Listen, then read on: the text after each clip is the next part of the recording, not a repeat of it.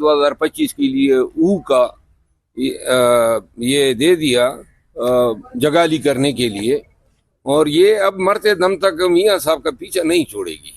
जिधर भी जाएगा पीछे से ऊ की आवाजें जरूर आएंगी। सुर थोड़ा लंबा था, उसकी स्वर थोड़ी सी लंबी थी। पू ये कैसे आप ये कर सकते हैं ऐसे? नहीं, मैं तो क्या कर सकता हूँ।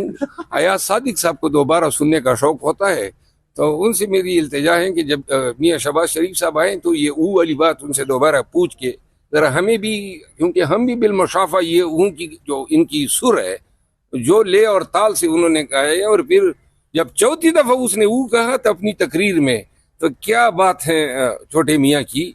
मियाँ साहब, ये ऊ अब आपने साथ कब्र में लेकर जाएंगे। अच्छा, शेर अफजल मरवत साहब, जाती उम्र में एक शादी हुई, आपने वो वीडियो देखी होगी। इसमें शहबाज शरीफ ने कुल्ला पहना हुआ है, नवाज शरीफ ने कुल्ला पहना हुआ है, इसाक डार ने कुल्ला पहना हुआ है, हमजा शहबाज ने कुल्ला पहना हुआ है, लेकिन कुल्ले खत्म हो गए।